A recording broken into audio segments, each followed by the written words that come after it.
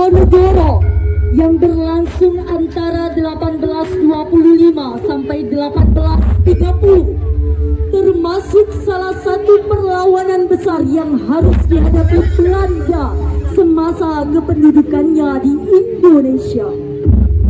Pasalnya, pertempuran yang bermula di Yogyakarta ini meluas ke banyak daerah di Jawa hingga sering disebut sebagai Perang Jawa. Kita beri aplaus untuk RW 9. Memasuki abad ke-19, keadaan di Surakarta dan Yogyakarta semakin memprihatinkan karena intervensi Belanda terhadap pemerintah lokal seringkali memperburuk perselisihan yang ada di lingkungan kerajaan. Campur tangan pihak kolonial juga membawa pergeseran adat dan budaya keraton yang tidak sesuai dengan budaya Nusantara.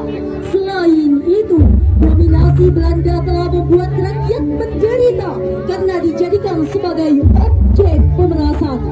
Pasalnya, para petani tidak dapat mengembangkan hidupnya karena harus menjadi tenaga kerja paksa. Beban mereka pun semakin berat karena diwajibkan untuk membayar berbagai macam pajak.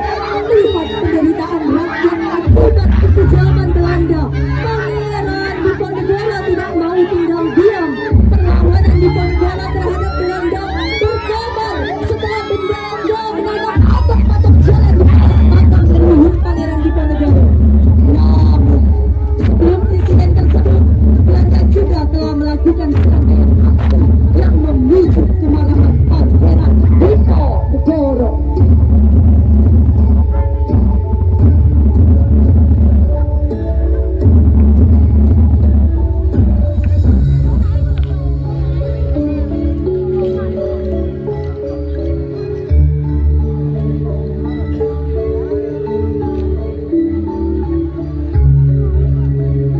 Tak selang berapa lama datanglah rakyat yang melapor pada Pangeran Diponegoro. Ono apa iki? Lapor Pangeran, lo udah gak buruk sampai kali ngomong. Mari pasang dekat jalan Pangeran. Terus apa? Kita tak runding ae. Jalan Pangeran. Ojo, sebentar. Kayak penjajah kok tambah karo-karo negara. Ini wae, saya dari penyerangan ae. Oh, bisa namu sama ini ngarepi. Iya, iki video ndak kayak gitu. Kok paling gak serang? Tapi aku juga sih. Yo,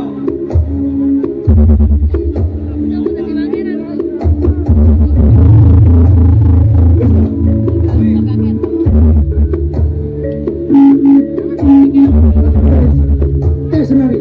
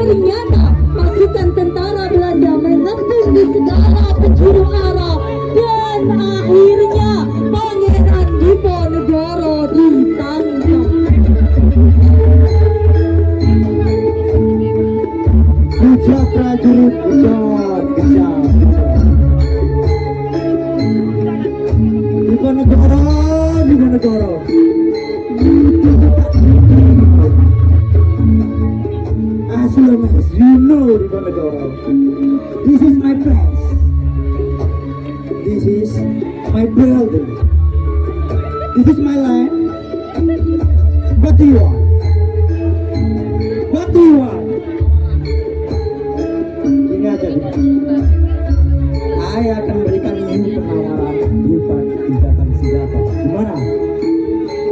Kak Kaso, kau mau gencatan senjata?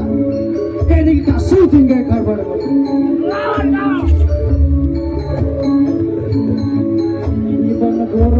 Di Ponegoro.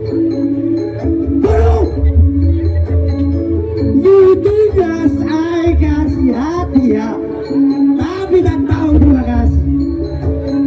Guru, sorry. Prajurit, saya perintahkan ini semua untuk penjarakan dia. Kalau bisa, bunuh saja. Siap, laksanakan. Cool. Pangeran Diponegoro kemudian ditangkap dan dibawa ke Batavia pada tanggal 3 Mei 1830. Setelah itu, Pangeran Diponegoro dipenjara di Manado.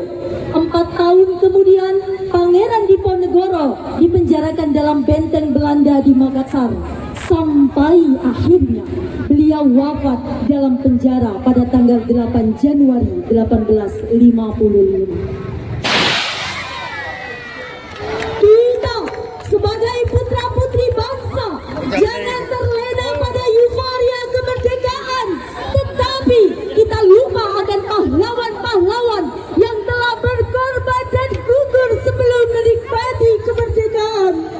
Dan jangan mudah terpecah belah, karena kita satu bangsa, satu tanah air, yaitu Indonesia.